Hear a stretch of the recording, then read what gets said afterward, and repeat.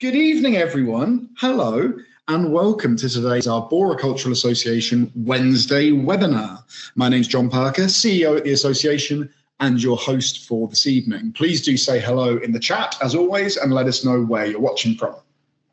First of all, I'd like to make a special mention of Barton Hyatt Associates, arboricultural consultants who have very kindly sponsored our webinar this evening and sponsored the remaining webinars of the series. So as you know, we keep all of our webinars free, but they do cost time and money to put on, and we're only a teeny weeny little charity. So sponsorship and of course donations are very much appreciated. So it is a big thank you from us to Barton Hyatt Associates.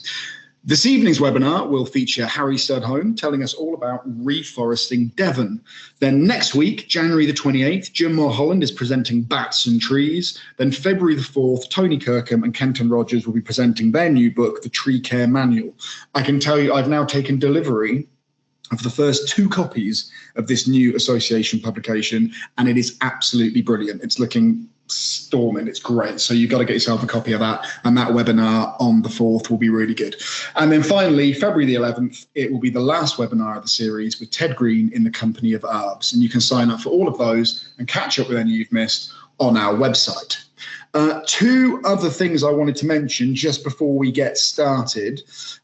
First of all, this week we'll be launching bookings for the Green Equity Symposium to be held in Stonehouse on April the 13th and 14th. This will be a great event with speakers from the UK and around the world explaining the concept of green equity, why it's so important, and how you can incorporate it into your everyday work. So please look out for information about that on the website, because ticket numbers are relatively limited. We have an expression of interest form as well, which is available online.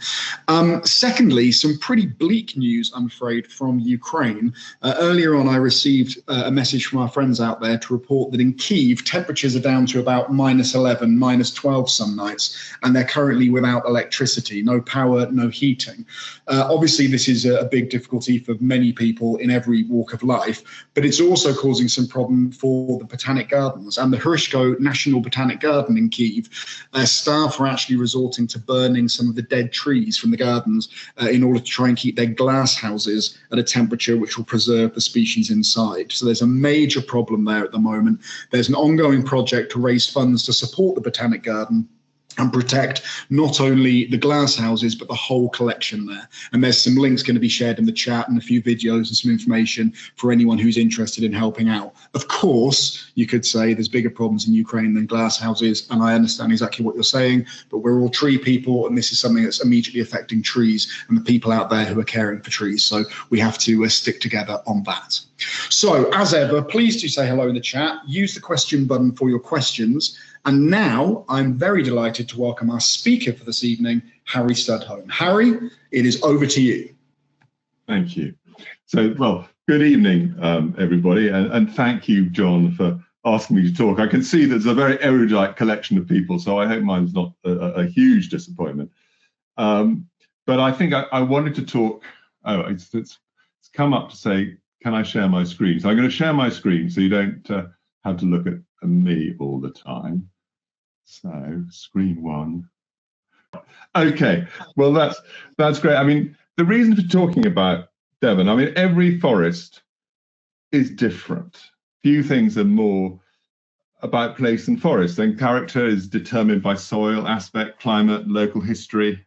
And every small area, every county, every country has its own story, and each of these is unique. And Devon just happens to be where I live and have lived for the last 65 years. But I hope in telling it, it has echoes and is intertwined with the story of other places. And the reason I want to tell it is, for me, it's of great significance because my perspective is as a custodian of a small family forest in Devon, and it's a wood threatened by climate change and tree disease. And I'm looking at the future, wondering what I should be doing. And to do this, I need to understand why it is the way it is. So what I'm talking about is not just an academic interest to me, but it's a journey to learn how to grow a thriving forest. I should also comment that the slides are, as much as anything, so you don't have to look at me for the entire talk. So excuse some of them, but some of them are of interest. And what I'm going to do is split the story of Devon's forest into 5 bits. The time really of native wildwood, how trees originally spread across Devon and were pushed back by farmers over 5,000 years. The 500-year-long heyday of ancient woodland, when coppiced forests and pollarded trees were integral to a rural economy. And then how all this changed in the 1850s, and between 1850 and 1914, there was massive economic upheaval, a revolution in forest management, and also a change in people's relationship with woods as the society changed. And then in Britain, the traumas of world wars led to reforestation and wider participation in forests. And finally, I want to look forward a bit and reflect on the lessons of the past. So to start with the first section, sort of a time before forest management. And in 2024, a news story broke about a 390 million year old forest that was found fossilized in North Devon, in the North Devon Somerset border. And the trees look very different to the trees we're used to now, like huge dandelion flowers in this picture here. But they were recognizably trees because they were more than 6 feet high. They had roots, trunks, and they had a sort of canopy. And these Calamophyton trees are not just the oldest trees in Devon, but they're the remains of the oldest forest in the world. Over hundreds of thousands, hundreds of millions of years since then, Devon's trees have evolved, expanded and contracted, as they have everywhere, against a changing cast of woodland creatures. For roughly 150 million of those years, herbivorous dinosaurs browsed on conifers and cycads, and our modern broadleaf trees, the angiosperms, only began to dominate the forest in the 20 million years after the dinosaur extinction, when Britain was experiencing temperatures we now think of as tropical. There were no ice caps on the poles, and sea levels were much higher. So much of the county was underwater, and unbelievably, what's now temperate was part of a paratropical archipelago where, with evergreen forests with palms and mangroves on the coast, about 49 million years ago, the world began to cool, and over tens of thousands of years, tens of millions of years, the temperate trees that had evolved to cope with long, dark winters near the Arctic Circle spread south to become the forests of Devon today. The cooling ended up in the Pleistocene epoch of ice ages, and this slide shows the 5 million years. The Pleistocene started about 2.5 million years. And the times were often so cold, the county became tundra, with glaciers on its moors. It's too cold for trees to grow.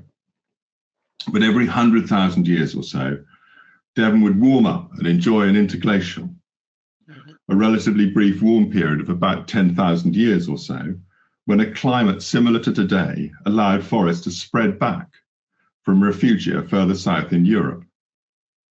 As trees crept back, so did the animals of the time, including, in previous interglacials, elephants and rhinoceri, and I find it magical to think about Devon's hills with herds of elephants. The trees of our modern landscape were defined by their oscillation between temperate and a tundra climate. And after each thaw and each glacial period, fewer trees returned. Before the Ice Age, Devon's forests would have contained hundreds, perhaps thousands of species of tree, because it was connected at times over that period to both America and the Eurasian continent. And over millions of years, it would have become complex. But in the most recent thaw, 11,700 years ago, only about 30 species returned. And we call these our native species now. But these migrants from southern Europe are a pale shadow of what we must have had.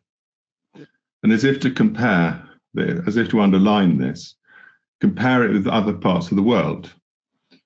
Compared to our 30, the US has 900, China over 4,000, and Brazil over 8,000. Devon's a long way from Ice Age tree refugia in Spain and the Balkans. and it took a long time for trees to return. Stone Age hunters would have hunted migrating game in an open treeless landscape for about 2,000 years before the afforestation began. Most species came from the east. 10,000 years ago, there was so much water locked up in the ice caps that sea levels were lower. So eastern Britain, and this map sort of, it's a bit of an artist's impression, but it's sort of a map of 10,000 years ago. So much water was locked up in ice caps that sea levels were lower. And much of what's now the North Sea was dry land. Eastern Britain was connected to Northern Europe, and trees could spread across this land bridge before creeping west and north in Britain. Pioneer species like birch and pine led the way, and others like ash, elm, and lime followed. A few northern species that are native species now never made it to Britain because about 8,000 years ago, rising seas flooded the connection to Europe. But interestingly, for our story, two species arrived separately in Western Britain, hazel and oak.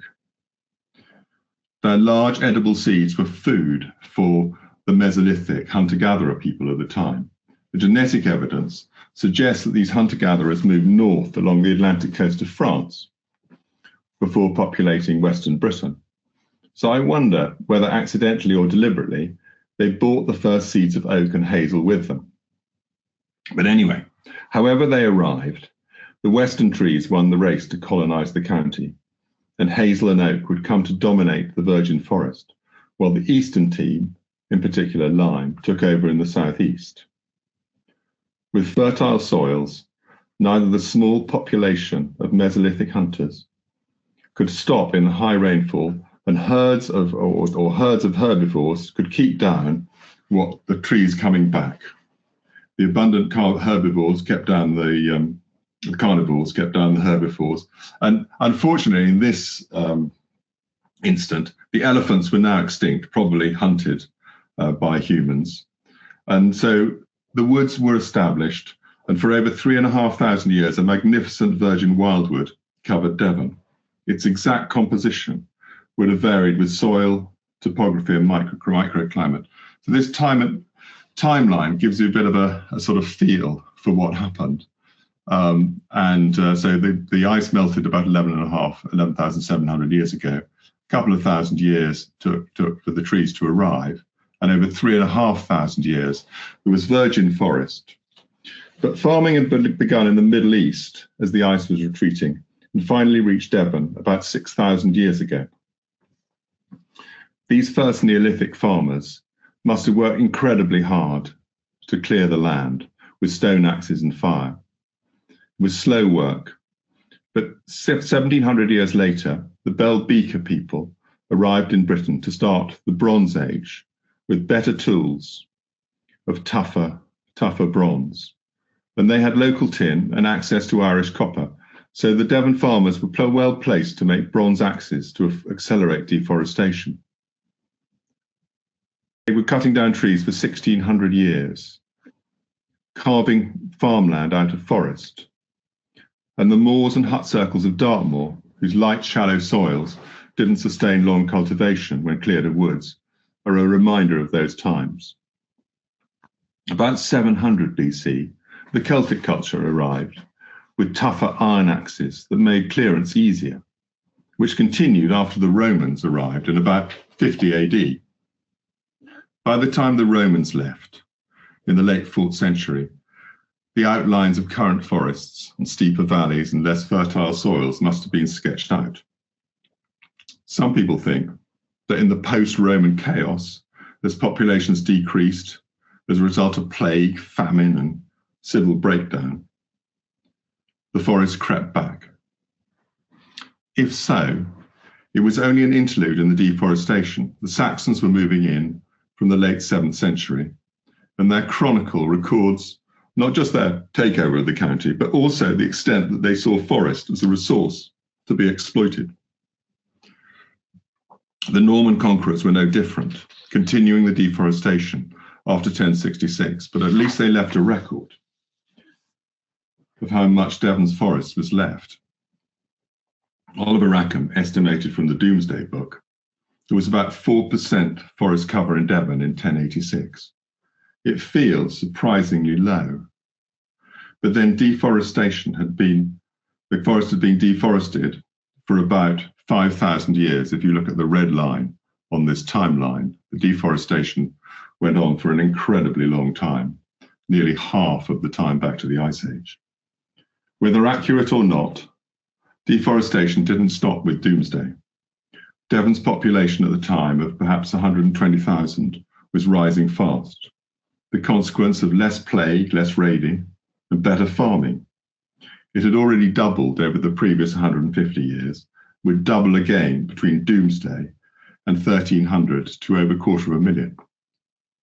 With so many more mouths to feed, forests were pushed back to make way for farms. With more hearths, there was more demand for firewood. Building timber prices rocketed. Timber was in short supply, so wood was expensive. Firewood prices over the 13th century rose twice as fast as food prices, which were already rising rapidly. Devon's forests were devastated. The wonderfully atmospheric Wistman's Wood on Dartmoor, near me, may be a memento of that desperate time. There's an old Dartmoor legend that its planting was ordered by Isabella de Fortinbras, Countess of Devon, who lived between 1237 and 1293. It made sense to take advantage of high timber prices to plant oak trees on waste land. The subsequent growth of those oaks might have disappointed her, and the wood is magical now. But the trees are Quercus robur, species of oak of eastern England where she lived, and not the local Quercus petraea. An alternative modern narrative is that Wistman's Wood is a remnant of primeval wildwood. But I wonder, is this ignoring indigenous knowledge? But whatever the case, if you were living in Devon in the early 14th century, you might be asking yourself how long forests could survive. In the spring of 1315, it began to rain. Rain that continued without interruption throughout that summer. Crops failed, and the Great Famine that ran till 1317 began. More than 10% of the population died. Famine struck again in 1321, but worse was the plague of the Black Death, which reached Devon in 1349. Over the 14th century, unimaginably, Devon's population halved. And it took a century or two until Tudor times to reach its 1300 level. This reflected what was happening in Britain as a whole. What was a human tragedy was a lifeline to the forests. Timber remained expensive for years because, as you know, trees take time to regrow. But as the forests recovered, firewood prices began to fall.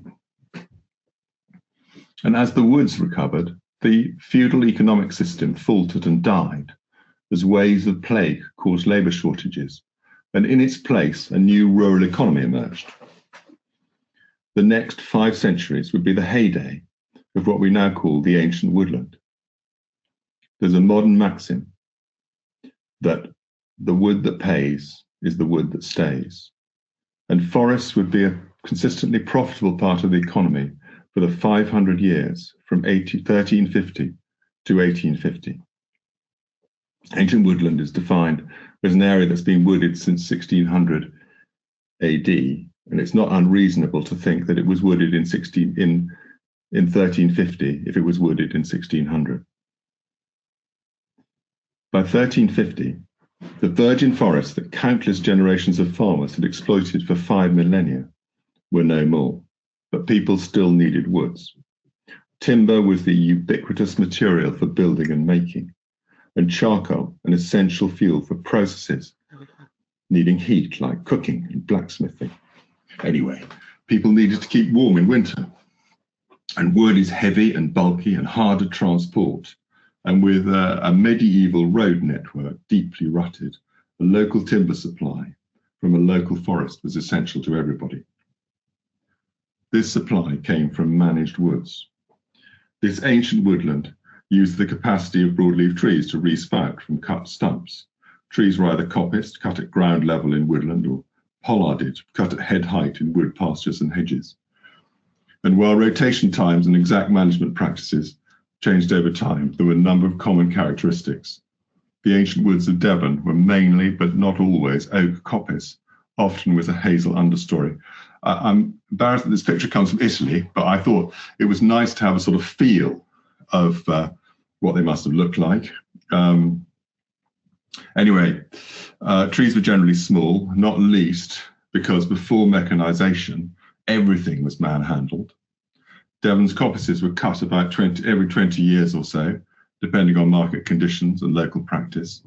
And by law, 15 or more standard trees to the acre were left to grow into larger trees. And these larger trees would be felled on a second or subsequent rotation. However, even these larger standards didn't generally grow to large sizes, as can be seen in the buildings of the time. An unlooked for byproduct of these woods was they developed a marvelously complex ecology, adapted to disturbance, with light reaching the understory on a regular basis. And because this ecosystem was a byproduct of the rural economy, it was sustained over hundreds of years. Economic conditions were not static. Markets changed significantly over the 5 centuries of the ancient woodlands' heyday, but demand for local timber remained. After the Black Death, forests regenerated on abandoned land, and Devon's forests probably expanded, although not as much as might be imagined, because there was competition for land. During the 14th century, the county was becoming one of the great centres of the wool trade, and sheep were spreading across Devon's grasslands, and sheep and trees don't go well together. Trees in the existing forest grew back after the Black Death with lower timber demand. So in the late Middle Ages until early Tudor times, you could still find large timber in Devon. But as populations grew and the woods were exploited, big trees grew scarcer. Nationally, this is reflected in legislation to protect and encourage forests from 1482 onwards, and books on forestry that began to appear in the 17th century, like Arthur Standish's The Commons Complaint of 1611 and Evelyn Silver of 1664, and later this book by Moses Cook. Timber was always needed, not just for domestic use, especially for firewood in cold years, but it was essential to fight wars. There were plenty of these. War was required. Timber was requisitioned to fight the Spanish Armada. In the Civil War, everybody understood control of timber meant mastery of guns, boats, and barrels. However, despite the often high demand for agricultural land and for timber, it didn't drive much deforestation. Timber was a raw material, and the remaining forests were generally on land too poor to farm. Over the hundreds of years, substitutes were found when wood became too expensive or too difficult to source. Baltic building timber started to be imported into London in the 14th century.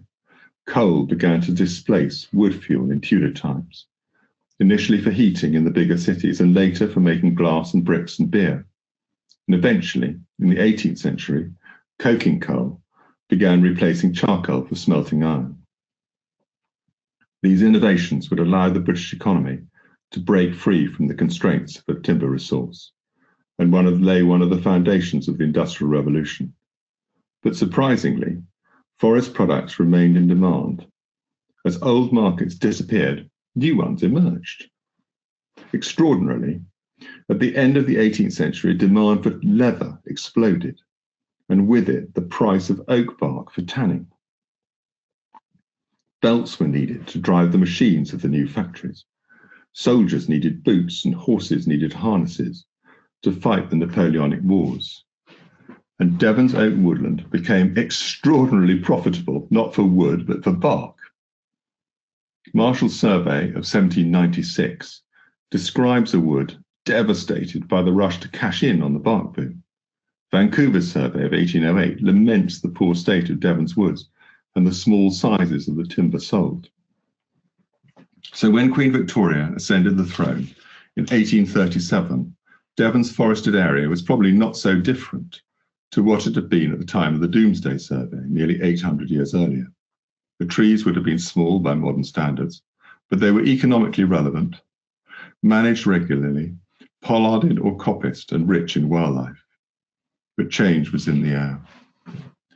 The slide is just sort of a picture to give a sort of feeling of that 18th century landscape with relatively small trees. The reign of Queen Victoria oversaw the collapse of the economics that had supported ancient woodland for 5 centuries. The tanbark boom was too good to last.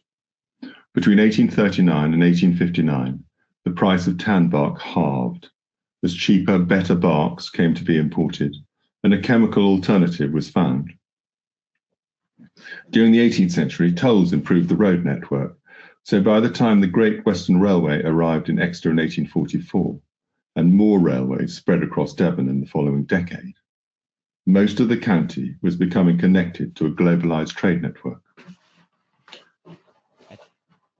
This network distributed cheap coal and manufactured goods, including quality sawn timber, like the hardwoods from the colonies and the softwoods from Canada and the Baltic.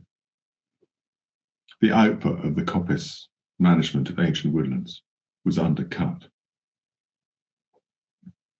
Even if these woods had been profitable, the labour to work them was becoming very scarce. From the distance of centuries, it's easy to forget that while rich in ecology and historical interest, ancient woodland in Britain was a human landscape of crushing poverty, with wages so low and living standards so poor that even work in industrial northern cities was an attractive option. So it shouldn't be a surprise that when industrial jobs or emigration to the colonies became an alternative, country folk walked away from the countryside. Between 1851 and 1901, as Devon cities grew, 371,000 people left Devon. And there was only a bit more, over 500,000 people in 1850 living in Devon. The countryside was hollowed out. This low profitability and lack of labour didn't mean forests disappeared. They just unmanaged. The trees and the coppices continued to grow, and they would have remained forest unless converted to farmland.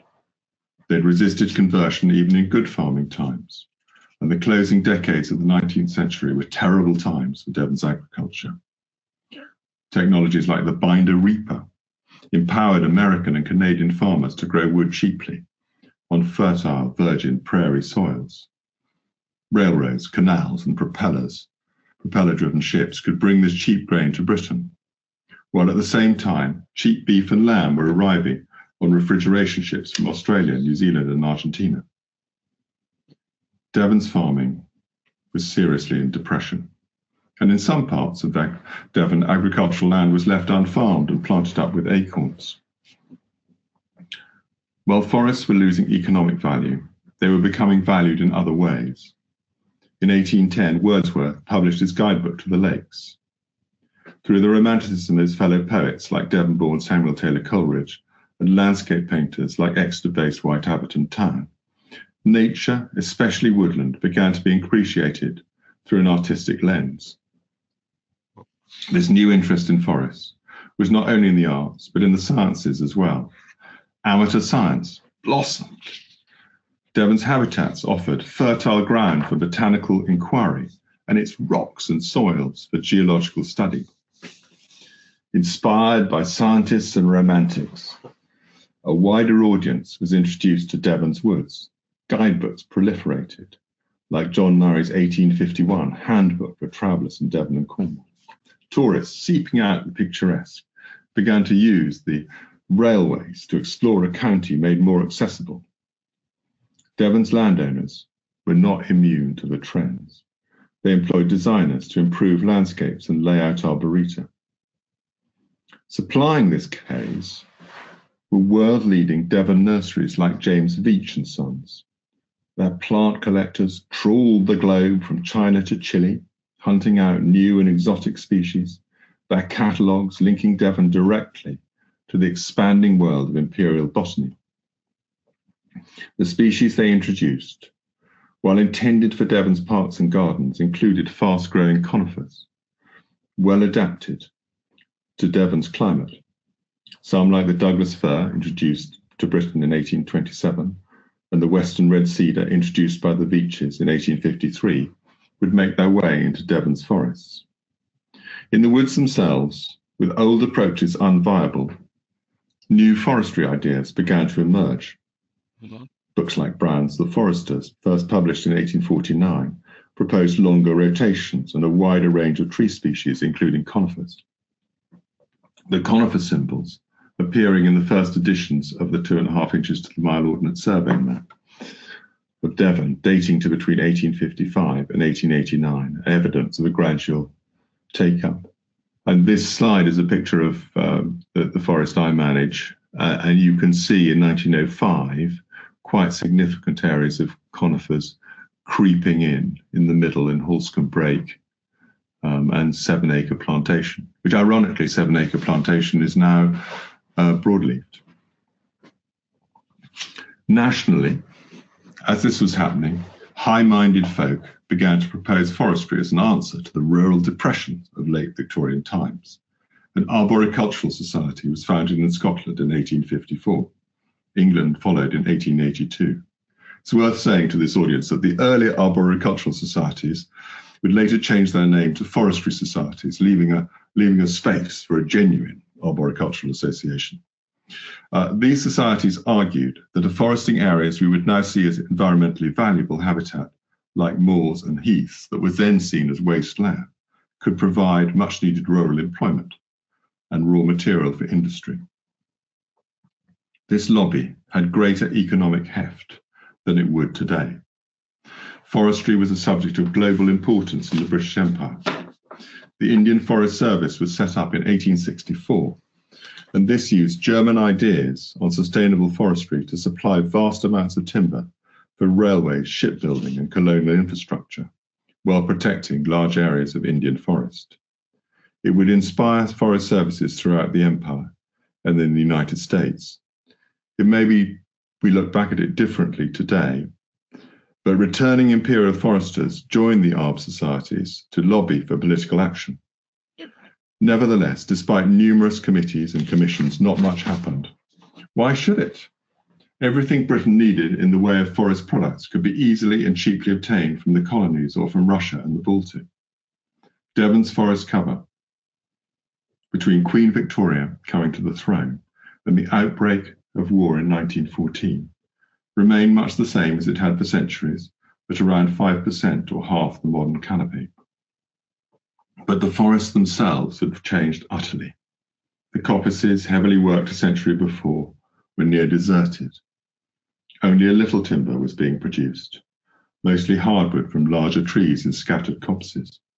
A few conifer plantations were breaking into the oak-dominated woodlands, but the forests themselves were mainly valued more for their beauty and sporting opportunity than their ability to grow timber. Two broad schools of thought were coalescing around forests. For foresters, there was a longing to return to a productive and profitable landscape, employing rural people and providing essential raw materials for society. At the same time, nature, and especially woodland, was becoming enjoyed and valued for its own sake, not just its economic relevance. Organisations like the National Trust were founded in 1895, promoted the idea that the wider public had a stake in the countryside, and the tension between these two themes that would play out over the 20th and early 21st century were captured to some extent in this 1909 Punch cartoon, the wood nymph, saying thank you very much for this beautiful home for us in years to come, and the former unemployed tree planter saying that may be, miss, but what I want is a job.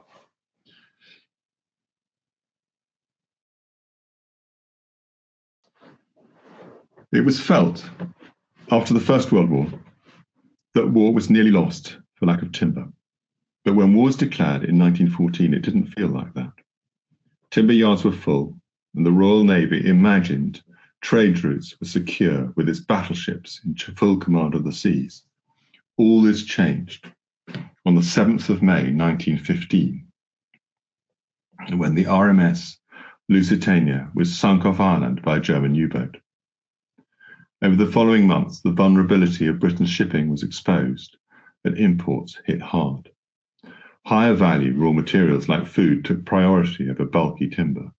Wood became scarce. The country was almost entirely dependent by that stage on imported timber, mostly from Russia. And enormous quantities of timber were required to fight the war, for trenches, for pit props, railways, ammunition boxes, even towards the war's end, for aircraft frames. And suddenly, Devon's forests, like woods across the country, were in high demand. Temporary rail spurs, sawmills appeared across the county. Many woods were felled and cleared to exhaustion. It became a national priority that this should never happen again, and a committee was formed led by Devonian Francis Ackland to find answers. Reporting in 1918, this proposed the state should pay for afforestation and create a strategic timber reserve in case of future wars. The Forestry Act of 1919 delivered the recommendations, including a forestry commission charged with acquiring land and planting forests, a policy that would have the added benefit of giving rural employment to a demobbed army. A Devon landowner, the 21st Baron Clinton, one of the first commissioners, planted the first tree of the commission in Eggersford Forest on the 7th of December 1919. Perhaps unsurprisingly, with Ackland and Clinton involved, Devon was identified as having both the space and the climate for afforestation. And for the last 106 years, this has continued. Broadly, there have been three waves of planting. One after the First World War, a second after the Second World War, and a third wave, the current one, starting in the 1980s, when planting switched from significantly coniferous to largely native species, which you can see in this Forestry Commission slide. In 1920, the new commission began with gusto to take on the challenge of afforestation at scale. Its efforts would in time be seen as simplistic, but in the 20s and 30s, when the commission started acquiring land, they seemed heroic. The land they bought in Devon was cheap, even at a time of depressed land prices. And consequently, it was agriculturally very poor on difficult acidic soils with high rainfall and often wind exposed. Eggersford was bought in 1919, Holden and Halliwell in 1920. The Duchy Woods at Fernworthy were transferred in 1931, and Belliver was purchased in 1933. It's a misconception that hardwoods like oak were never planted, but the poor soils and exposed sites were unsuitable for growing hardwoods. There was little choice but to plant more robust conifer species. These weren't to everybody's taste, but the timber they produced was softwood, and that's what the market wanted. It could be grown in half the time it would take to grow oak, and it was a practical solution to a body charged with creating a strategic timber reserve in a hurry. And then it wasn't controversial, as the public had recent memories of the war. In general, though, the private sector didn't join in this interwar rush to plant. Most landowners had little money to invest, so mainly the woods ravished by wartime fellings were left derelict. A few estate owners, like the Acklands and the Clintons and philanthropic Elmhursts with American money, unsupported by government subsidies, began to pioneer private forestry for the future. When war returned in 1939, U-boats once again disrupted timber imports, and forestry in Devon turned away from planting and reverted to harvesting. The Forestry Commission supplied a cadre of experienced staff to fell forests with an efficiency that devastated the landscape. The one good side of this, of what was terrible for Devon's countryside, now naked with less forest cover, was the cutting brought the understory of the ancient woodlands back to life. When peace was finally declared, a longing to plant trees returned. Nuclear weapons had made the strategic timber reserve redundant, but timber was one of Britain's biggest imports, and ameliorating the balance of payments deficit was high on the government agenda. The result was the afforestation programme continued. With land more expensive, the Forestry Commission didn't expand as fast, but in the second wave of planting, which was bigger, the private sector was mobilised. The 1950s and 1960s were a dynamic time for the private sector in Devon, led by foresters with strong links to the forestry school in Oxford, like Wilfred Hiley, who managed the Dartington Woods, and Jimmy James at Clinton Devon Estates. This new generation of foresters believed they were reinvigorating forests that had been uneconomic and deserted for 75 years, returning them to busy places, employing rural people at a fair wage, felt patriotic work that was endorsed by government policy and generous tax treatment.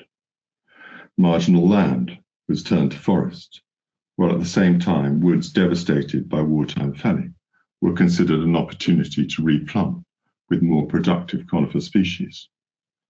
The look of the land began to alter.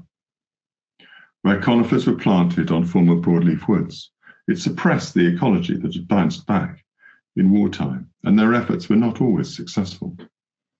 This did not go unnoticed. It was also a dynamic time for public attitudes to forestry. With growing affluence, people had more free time. Greater car ownership brought more people into the countryside. A wide constituency, including walkers, birdwatchers, artists, and ecologists, began to push back nationally on a policy focused only on timber production. What had been unfairly termed derelict woodland was renamed ancient woodland, and a campaign to protect it, begun by the Nature Conservancy Council, supported by the rigorous science of George Peterkin and the erudite and eloquent writings of Oliver Rackham. Over time, these changing public attitudes changed government policy. The Forestry Commission appointed Sylvia Crowe in 1963 as a landscape architect to soften the appearance of its plantations. In 1985, the Wildlife and Countryside Act was amended to include a duty for the Forestry Commission to balance timber production with conservation. And this began a change that was reinforced after tax relief was withdrawn in 1989 and support for new planting became grant funded and tilted in favour of native species. Since 1990, planting in Devon has been almost entirely broadleaf. This afforestation has been slower than the immediate post-war era, And more recently, the current efforts to encourage planting rates have had some success in increasing it. As planting policy was changing, the Forestry Commission plantations in Devon were maturing.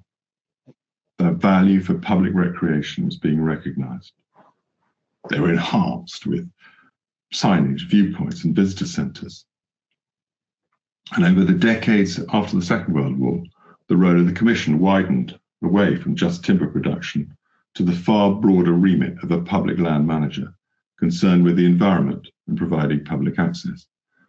The scale of this role may be misunderstood by the incoming coalition government in 2010 when it proposed public forests as ripe for privatisation. Perhaps they hadn't noticed that over the nearly a century of its existence, the Forestry Commission had grown into the largest provider of outdoor recreation in the country. According to its own internal surveys, 21 million people a year were visiting a Forestry Commission forest, about 224 million individual visits.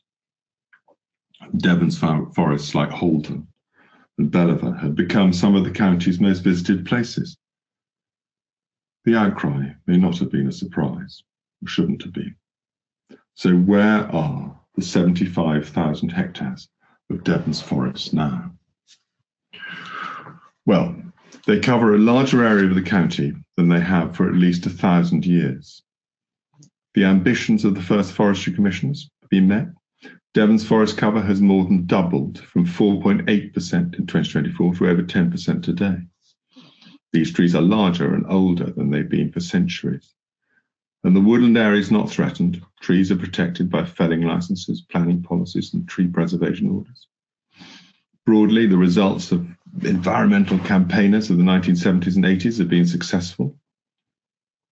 The felling of ancient woodland slowed and stopped in the 1980s.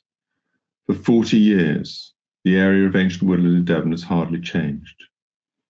Devon's woodland is overwhelmingly of native species.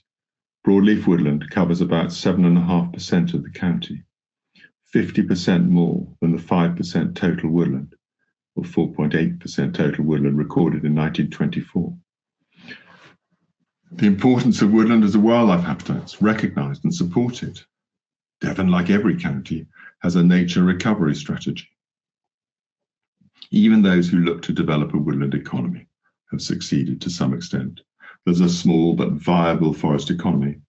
2.5% of the county is conifer plantations. But most importantly, more and more people are using Devon's woods to walk, to socialise and exercise.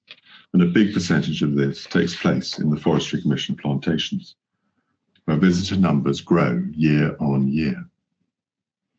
All seems set fair for the forest. Or is it? It's possible that Devon's forests are more under threat now than they've ever been. Old enemies have been conquered. Deforestation is a thing of the distant past. And despite claims to the contrary, very little ancient woodlands being lost. However, the forests face a warming climate, more tree disease, and a lack of management reducing biodiversity in the ancient woodland. The Intergovernmental Panel on Climate Change, the IPCC, have forecasts suggest that the world's climate might warm between 2 and 5 degrees centigrade above pre-industrial levels by the end of the century. And historically, these forecasts have tracked the top line of their forecasts. This matters much more for trees than it does for us hasty humans. It's not that they just can't run from change, but an oak or a Douglas fir planted today could live for 600 or 1,000 years. They'll still be young in 75 years' time if these forecasts come to pass. Besides, climate change is not just about temperature. We can already see the impact of the relationship that links rainfall to temperature. For every 1 degree rise in temperature, the atmosphere can hold 7% more moisture. So rising temperature causes more droughts and more severe rainfall. This is a graph showing the climate locally for me, and showing, and you can see as the temperature increases, the rainfall also increases. Seasonality is also changing. Winters are shorter. The trend of decades has been for trees to come into leaf earlier. The timing of seasons is also becoming less predictable. Tree diseases are on the increase. In the 1970s, Dutch elm disease seemed a one-off, but it was really only an early warning. In 2009, Phytophthora morum spread from rhododendron in Cornwall to a larch valley in Devon. In 2009, in Devon. In 2012, ash dieback blew into eastern England. It's now well established in Devon. Who knows what will happen next? But fighting tree disease is no easy battle. Microscopic spores or tiny eggs are hard to spot in the vast volumes of global trade. Pathogens that would once have been killed by cold winters survive in a warmer climate to infect again. Hotter summers allow insects to breed more regularly and fungi to release more spores. Trees stressed by a changing climate are more vulnerable to infection. It's a toxic combination. And in Devon, as in Britain as a whole, our trees are especially vulnerable to disease because we have so few types of native tree. Tropical rainforests protect themselves from disease through complexity, with many more types of tree in a single acre than we have in Britain as a whole. The loss of a tree species is not the serious problem it is to us, with only between 30 and 85 species, a lot of which are white beams. Is the policy to replace the trees we've lost through ash dieback with a narrowing palette of native trees logical? Do we want to put on eggs in fewer baskets? We also know that in Devon, the trees planted under the broadleaf policies of the last 35 years have not done very well. Grey squirrels and ash dieback have been the biggest problems. But as I think most of the folk on this webinar know, it's comparatively easy to put a tree in the ground, but it takes skill and hard work over an extended period to bring a forest to maturity. Sadly, as reported in national surveys, the flora of ancient woodlands declining. Around 7,000 hectares, or 1% of Devon, is classified ancient woodland, an area unchanged in nearly 40 years. It's not threatened by development, and virtually none is being replanted with non-native species, but it is deteriorating. Whatever the future holds, the immediate challenge is the lack of management. What made this old coppice woodland biodiverse in its heyday was regular cutting, and this cutting stopped some time ago. We know the consequences of lack of management. A carefully monitored experiment in Lady Park Wood in the Wye Valley began in 1944 to study what happens if an ancient woodland is left unmanaged. And now, after 80 years, the broad conclusion is that apart from bryophytes, unmanaged woods slowly become less biodiverse. Shade discourages the understory plants. Additionally, grazing by deer depletes the flora. And as if to prove a point, the ash dieback of the last few years has led to a small improvement in the ground flora by creating gaps in the canopy. It's not all doom and gloom. Many trees in Britain at the edge of their the northern edge of their range, so can cope with a bit of warmth. They've evolved to cope with a bit of rough and tumble from the elements and disease. And change tends to be gradual, so we probably have time to respond, but we do need to think in new ways. There are lessons we can take from the past. Firstly, Devon's forests have always been changing. The wildwood of pre-Neolithic times was very different to the heavily exploited woods of the 14th century, and that in turn different to Victorian forests, which were different again to modern forests. The forests have been shaped by 6,000 years of human intervention, not only during the more than 5 millennia of deforestation, but the active management of over the last 800 years. And this management has shaped the look of our landscape and created the biodiverse habitat of today. Humans have a role to play in this future.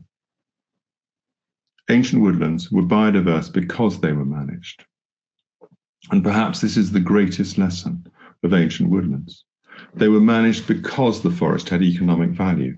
So if we want to maximize biodiversity and resilience, we should ensure there are ways to manage them profitably. Future forests in 50, 100 years or 150 years' time will face very different growing conditions to the last 12,000 years. Devon's forests today are growing in a climate more than 1.5 degrees above the temperatures of Victorian times. And those temperatures are increasing faster than they ever have.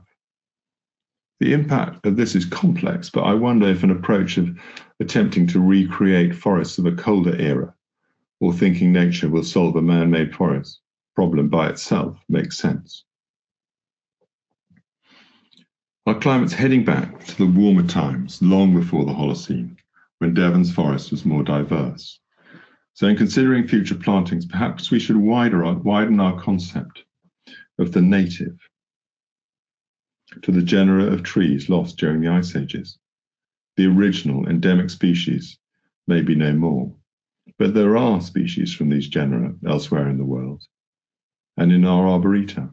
They're not a magic bullet. Of course, we must take care to work out what are most suited to which site and avoid those that might become dangerously invasive. We should prefer those that can perform useful functions either in our ecology or in our economy. But trees take a long time to grow, and lessons will take time, so we should start now.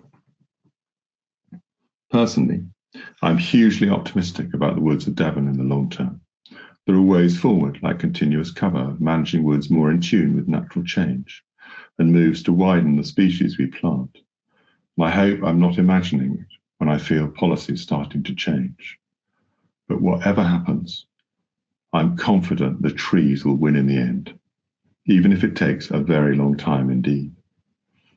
The trees were here long before us, and they'll be here long after us. Their demands are simple, just sunlight, soil, carbon dioxide, and water. They've survived on a far warmer planet as well as a colder one.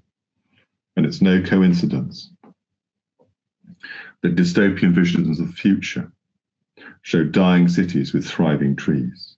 Devon trees will outlive us humans. The future is forest. Thank you. Thank you very much, Harry. We like to have a nice positive ending. That's good. we appreciate a positive ending. Lots of people enjoying themselves there. Lots of people liking the positive ending. Quite a few people, Harry, I've got to tell you in the chat, are saying that you should read audiobooks. Oh, right. I thought I was very dull. No, not at all. No. You've got a bright future in audiobook reading ahead of you, I think. Lots of people. You've got a lot of fans out there who would read your audiobooks. Thank you very much. Thank you very much, anybody who said that. Several people. And when I said they'd read your audiobooks, that's obviously not what you do with audiobooks. But anyway, right. We've got some questions. We have got some questions. A couple of themes you picked up on. One of them particularly was about the biodiversity of the forests and woodlands and how that's sort of changed. And Ian has asked, you've kind of addressed this to an extent, but Ian said, when woodlands were subject to greater management, including pollarding and coppicing, do we have a good understanding of the ground flora and understory? And are there any good historical records or pictures which can give us clues as to the richness of those habitats? You've talked about the fact of how it's changed over the years, but do we have many records, or I don't know, even in art or literature or anything perhaps that show us what was there back when those woodlands were being managed differently? I wouldn't claim to be the greatest expert on that. I mean, Oliver Rackham obviously spent a lot of time looking at this and researching it. And I think most of it is understanding what's here now. And there are a few writers that wrote about, ground flora and things. And particularly when you start to get into Victorian times, you start to get people writing that I didn't mention the Devonshire Association that started in the Victorian times in 1862, and that they have papers and things written about what people found, and people started to identify things about them. Going back beyond that, I'm less sure. Definitely always a good recommendation for Rackham. I just realised you want to stop sharing your screen, Harry, as well, because at the moment they can just see your desktop on there. Oh, right. Sorry. Yes. No, that's fine. Stop sharing. They can just get to see our lovely faces even bigger. But yes, Rackham. If anyone out there hasn't read Rackham, get out there and read Rackham immediately. I think how about an audiobook of Harry Studholme reading Oliver Rackham? Now that would be good. Look at a little thumbs up. People like that idea. It's a few. Yes. Very nice. Yeah. See, this is all we need. Okay. So a couple of questions. Something else you talked about was the native trees and introduced trees. And I love the image you had of the list of sort of almost pre-native native trees, if you will, because we get very frustrated with this obsession with native trees, as you know. And a couple of people have asked questions. One is Chris, who's asked if you know of a source that lists the arrival of tree species in the UK, both for native and introduced. Is there any resource out there that just has a clear indication of when these species started coming across? Do you know? There are various pieces. There was a very good book, which name I've forgotten, about a gardening book, actually. I mean, there are quite a few books that have been written. I think Johnson's book about the sort of the tree atlas is a good bit at the beginning, I think, about when things arrived. So there are different. There's sort of several different stories. I mean, I think the tree hunting story it has its sort of different eras. So you've got various things being introduced. I mean, people think the Romans introduced a few species. There were probably other people introducing things. And then you had a kind of explosion of activity when the Americas were discovered. Is it called Bartsch and Bartlett? There was a marvelous gardener in Philadelphia who exported a lot of trees I think it's in the 17th century, and then it sort of, there was an explosion at the beginning of the 19th century, and people like Beech, but there were also, Douglas and plant hunters, subsidised by both companies and Kew, that went around the world. Mm-hmm. Yeah, and I know I spoke. There's very good recommendations coming up in the chat. I don't think I'm the definitive person to talk to, but I would know. It's quite easy to find sources for tree introductions. Brilliant, thank you. And yes, thank you to those in the chat putting their ideas in. Of course, we always welcome that. And it's interesting, isn't it? We talk about, one of the common ones talked about is the sweet chestnut, and was it brought over with the Romans? And I think Ted Green and others have made the observation. We know that for tens of thousands of years, people have been crossing between what is now Britain and mainland Europe. And there's no way that food stuff as good as something like a chestnut wouldn't have been carried between those places before the Romans. So it seems to make sense that a lot of these introductions that we perhaps think were later are probably much older than we think. I think that's fair. And I think people are curious. People have always had sort of the odd seed in their pocket and planted it. Absolutely. Although, of course, now we'd never do that for biosecurity reasons. On the same theme, Ian has said, and I know the answer to this, but I'm going to ask it anyway. Ian has said, our very limited number of native tree species might be considered anomalous to the geological timescales, because obviously we haven't got many native tree species here. And Ian's making the point, given the heightened pressures from disease and climate change, is limiting planting to native tree species unduly risky? Basically, should we be diversifying our tree planting beyond native? And I think the Arb Association's position on this has been quite clear, but Harry, what thoughts have you got on that sort of diversity of tree species going forward? I think undoubtedly, I think it's crazy. I think it's crazy to limit planting to native species. The problem is we've got quite a lot of native woodland already. We just don't have, when we're planting a very limited area every year, we do need to be experimenting with it.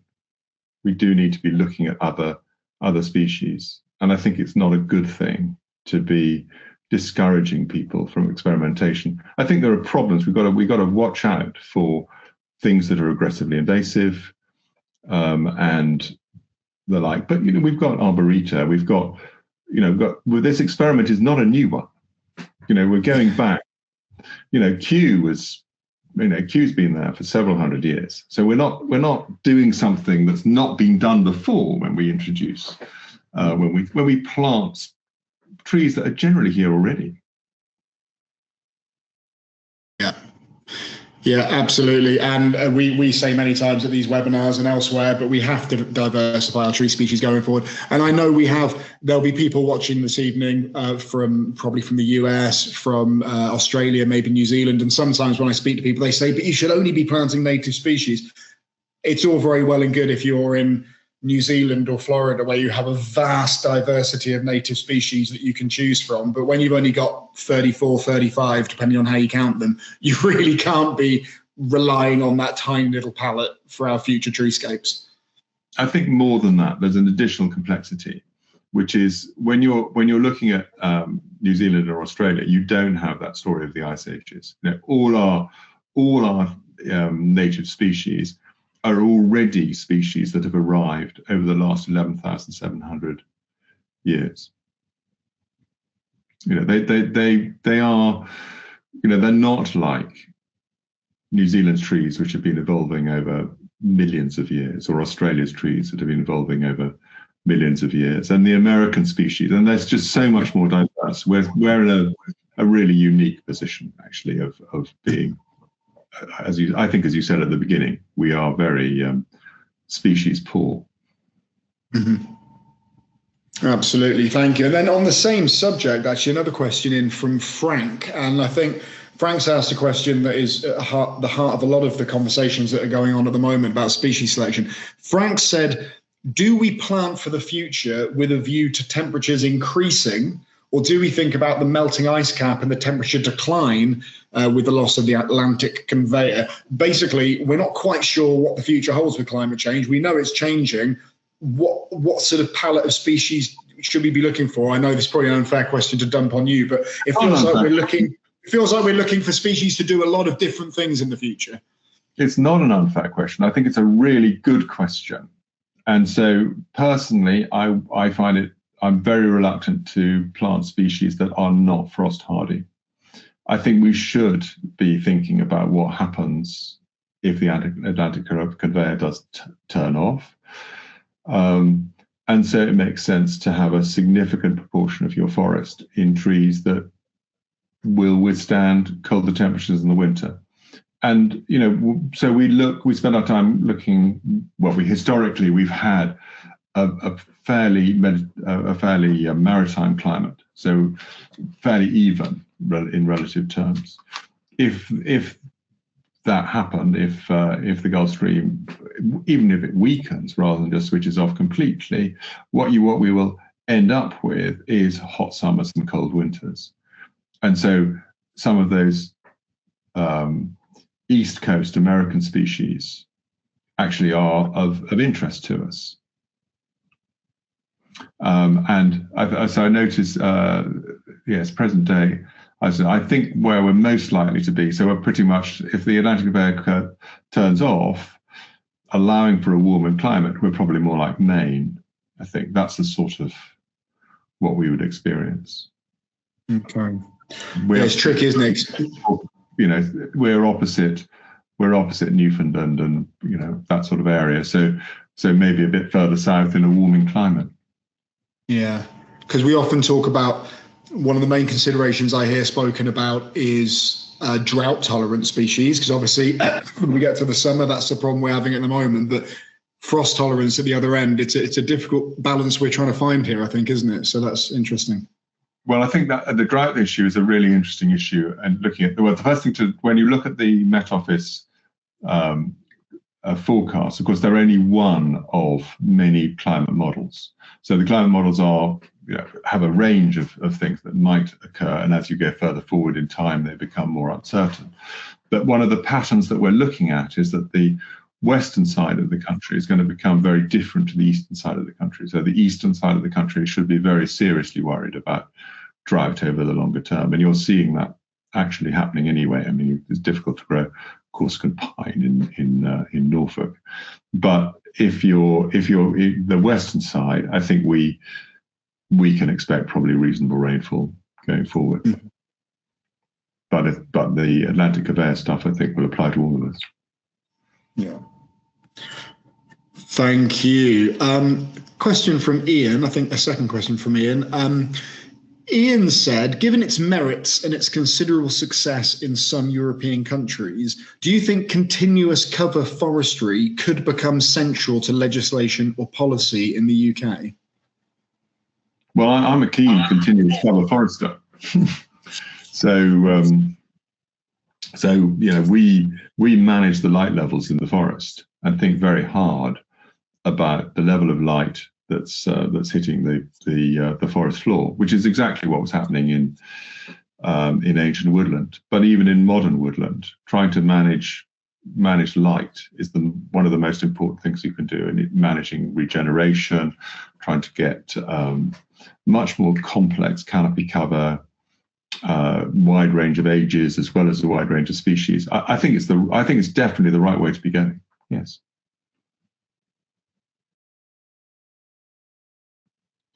Thank you. I had some more questions. Okay, this might be another sort of policy question, actually. Steve has said, thanks for such an interesting presentation. What do you think is needed to encourage neglected woods to be managed and new woodlands and forests to be planted in the UK? There's been all sorts of efforts over the years to bring more woodlands into management. You've obviously been involved with some of those with your role at the Forestry Commission as well. But, how well have some of those worked, do you think? And what is the way we can start bringing these woodlands into management? Is it a policy-driven thing, a funding-driven thing, or is there something else going on we need to address? I think it's really difficult because it does take a very long-term perspective. I think in terms of woodland management, I think it's the more you can do. I think what's happening too is as woods get older. I mean, bear in mind, so much of our forest cover was felled in the world wars. So for broadleaf woods, especially when you've stopped managing them as coppice, it takes a long time for those woods to grow to reasonable sizes. And then you've got to do a bit of selection because quite a lot of the trees are not very good. So you've got to create, but firewood markets have been helping. I think good, strong firewood markets over the last few years, I think have brought quite a few woods back into management. And I think they will continue to do that. And Forestry Commission grants to encourage roading are also very helpful. Access is absolutely essential. And I think there are grants to encourage coppicing. I think there's some good stuff going on, and one shouldn't ignore it. Great, thank you. One question I spotted from Bill, this was with reference to right at the beginning of your story of the forests in Britain and in Devon. And when you were talking about a lot of the clearances that happened, and Bill's asked, was there really enough manpower in the region to clear that much timber 2,000 years ago? I mean, you talked a bit about population graphs and spikes and everything. Clearing the quantities and the areas of timber that you were talking about 2,000 years ago must have taken a lot of people cutting a lot of trees. I mean, it's interesting. There's a chap I meet longing to talk to about there is very little that we know about it, but we're talking about very long periods of time. I think people forget that we're talking about 1800 years of the Bronze Age. That from here, that takes us back to not so long after the Romans left. And that's a very long time indeed. So you don't need to be moving very fast to achieve that. The second thing is, if you are farming and you're clearing the land for farming rather than for use for timber, you don't much care what's happening to the timber. So you burn it. You've got fire to help you, and at the same time, and it's one of the things, and I'm not sure about this, and I'm not sure this is a bit of my own theory, is that one of the things that I think would have happened at the beginning of the Neolithic is that the benefit of killing carnivores, of killing wolves and lynx and things, would have been enormous, because you're not so worried about the deer because they're just eating the trees, but the things that eat your livestock are things that really worry you. So I do wonder, and there's a thing, the elm decline, which started at the beginning of the Neolithic. I wonder whether the control of carnivores was really significant in this. So when you start to control carnivores because you're worried about your livestock, you're creating a bigger burden of herbivores. So there's more. You may yourself be farming a bit more, but you're also creating an environment where there are more things eating the understory, more things discouraging regrowth. So there may be an effect that as you start to farm, the byproduct of starting to farm livestock is that you have more herbivores and you have effectively a sort of a front of increased deforestation in front of you. Mm-hmm. Interesting. That seems worthy of a bit of research, doesn't it, when you start thinking about it in that way? I don't know how you'd find out, but I think it's an interesting. No. I think it's because I've been wrestling with why elm declined at the beginning of the Neolithic, and there is, one of the things that Rackham describes is it doesn't like being grazed, and I just wonder why farming would by itself reduce elm, but it could in combination with an effect on the fauna. Interesting, thank you. What's that about? Right, a question from Paul. So this is a depressing question from Paul that I'm looking to your sunny disposition to give me a good answer to. Paul says, what killed the British spirit in the public having a passion for trees? We have the most veteran and ancient trees in Europe, yet the public don't feel the same affinity to trees as it appears they did in the past. Or am I romanticizing? I feel like Paul is slightly romanticizing because everything was better in the good old days, but it is a fact. We all want to connect people more closely to trees, and we seem to have an easy way to do it here with all these incredible ancient and veteran trees we have. So what's your prognosis on the situation? I don't know how to answer that question, because I always find people are really interested in trees. I don't find a shortage of people interested in trees. I think there are a mixture of views about ancient trees, and I think that's, I think they're wonderful. I mean, they're a fascinating connection to the past. But also, I think people like young trees too. I think it's, this idea that one should be seeing things through a lens of veteran trees, and a lack of care of veteran trees is a lack of care of trees as a whole. I sometimes wonder about that. So Bill Anderson's elm was cropped for livestock. It was a great feed. They're very nutritious. The elm produces one of the most nutritious fodder of any tree species.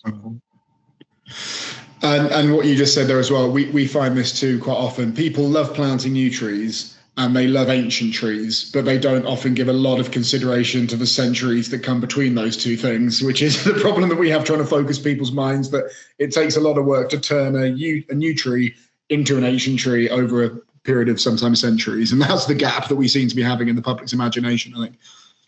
Yes, I think the other thing about ancient trees, I think it was some interesting somebody there saying that, they were in wood pasture, and I think that's right. I think, most of the ancient trees are former pollarded trees. You can see the shape of it. And I'm quite interested in how long trees survive if they're not pollarded. And I think one of the things that's fascinating for me is that because of the tree history over the last few years, the lack of and sort of things changing, we've now got older trees hanging around, which we wouldn't have seen, for instance, over the last 50 to 70 years after the wars. I think some of old trees in woodlands older oaks, for instance, specifically, are starting to topple over at about a couple of 100 years old. And I think there is something very specific about pollarded trees which makes them live a very long time. So that's why, and we're not creating more of them because we don't have the economic circumstances which make pollarding attractive. Having said that, I'm now doing an experiment myself with a green barn, and I can see that. So what's happened is it was a farm woodland scheme plantation of about 25, 30 years ago, and the trees have done very poorly, but actually it's jolly good pasture, and I'm starting to realize that I do need to do something to get more light into the understory, to get more grass for the cattle. And so pollarding is becoming a natural consequence of all of this. And so I wonder too whether pollarding was driven mostly by the sort of grassland needs of farmers, that relationship between the need for shade and shelter, but also getting sufficient light onto the grass with a sort of drive into that. And I think we sort of lost that relationship sometime a couple of 100 years ago. Interesting. Another interesting thought. And Jill Butler, hi Jill. Jill Butler said in the chat that the UK has lots of maiden ancient trees, which are also very important for understanding the aging process too. So it is fascinating, this question of to what extent does the management influence the aging process or the longevity of those trees that have been pollarded. Another point from the chat I was going to pick out was from Chris, who said, I think orchards might be the way into encouraging that wider tree interest. I also agree with Chris. I think orchards are a slightly underrated way in which to engage people with trees in terms of pruning techniques, the age of some of the trees, and the fact they obviously produce such a fantastic crop. You obviously have lots of orchards in Devon. You don't make as good cider as we do in Gloucestershire, obviously. But do you dabble much with orchard management? You got any cider trees on the edge of your woodland? In terms of cider, I have no comment apart from Devon cider is better, but I don't make any myself. But I think this thing about so I did an agroforestry farm last week. And I think the perennial cropping is a really interesting issue for farming, for agroforestry. And so I have a field of walnuts, and have been watching them develop over time, and how I manage the walnuts in relation to the grazing patterns of the sheep and cattle. And yes, I think that is a way in for a different group of people, whether the public as a whole, but I think for farmers, I think we will, as the climate changes, I think we may find ourselves looking at more perennial cropping. Of course, it becomes a challenge because you've then got to market the products. You've got to have enough people drinking cider, and people are drinking less at the moment. So, diving into putting in a cider orchard might not be a great investment, but who will know? Who knows? I think we should all do what we can to support the fragile cider industry. That's what I've learned. I've learned here, Harry.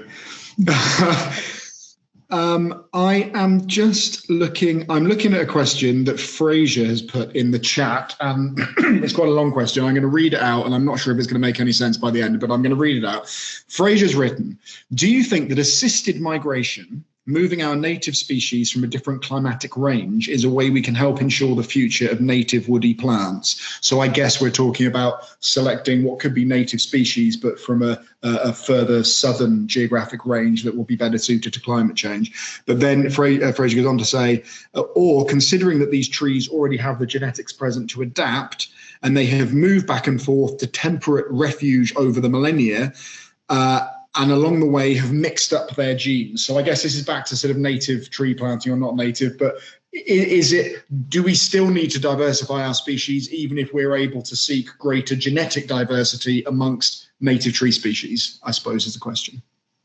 I think the answer is all of that. So I think it's definitely true that pollen travels a long way. So it is possible that there is another generation in natural regeneration if you're managing a continuous cover wood, which is actually the descendants of pollen that will have blown in from a long way off. And trees, and certainly oak trees, have a natural mechanism for liking pollen from a more remote place than a nearer place. That's the first thing to say. The second thing to say, though, is it does make sense to be, for me personally, I believe, so I plant oak trees. I would tend to plant French oak trees from further south to here. And my reason is I want to plant Quercus petrea rather than Quercus robur. And I think it probably came up from there in the first place. And finding trees that are adapted to faintly warmer climates, but are also frost hardy, probably makes sense to introduce into the forest, to mix in. So I believe very strongly in assisted migration. I see Jill's comment about not all trees produce wind-blown pollen. So that's true. That's entirely true. So assisted migration is definitely truer if you're dealing with non-wind pollinated trees, because insects don't travel so far. Thank you very much. Well, we're pretty much at the end now. I just want to say, as always, that we will send all of the discussion there's been in the chat to Harry, so he can have a little look through all of it. And we will also share all of the questions with Harry. We've worked through most of the questions. There's still a few we haven't got through, but we'll send them all to Harry so he can have a look and he can address anything that may tickle his fancy. But there is, of course, one final question, which is my own question. And I will ask you, Sir Harry, as I should probably be addressing you throughout. Sir Harry, what is your favourite tree-related book? My favourite one, or the one I'm enjoying at the moment? I know you've got many, many of them. So the one today's favourite tree-related book? I mean, the one I'm enjoying reading is Andrew Hipp, Oak Origins, From Acorns to Species and the Tree of Life. Ooh. I'm the wrong way around, but... No, I can see that. I haven't heard of that one. Which is very, very good. Sorry, I'm very unprofessionally now just Googling it to have a look at it. How haven't I heard of that one? When is that quite an old book, or is that quite a new book? No, recent come out in the last year, but I love it. actually. It's really very well written. It's very well written and beautifully researched, and just a terrific read on oak generally. But if it was a more, the other one that came out over the last year or so was George Peterkin's book on trees and woodland, which I adore. I think that's a very good book. I haven't read that one either, actually, but I'm definitely going to have a look at Oak Origins in the first place. Brilliant, thank you. And new books. We always like new books to our list of books, and they are 2 new books to the list of books. So thank you very much. Right, well, I think we're going to call it a day now. Harry, thank you so much for that. Really, really appreciate it. It was brilliant as ever. For people who always ask this question, we had more than 400 people watching, so we've definitely cleared 400. So a very substantial, lovely webinar there. Thank you, Harry. Thank you to all of you who are watching. Thanks also, of course, to Barton Hyatt Associates for sponsoring, as I said at the beginning. And I hope that we will get to see you all next week, which is for Jim Mulholland looking at bats and trees, always popular Jim's webinars.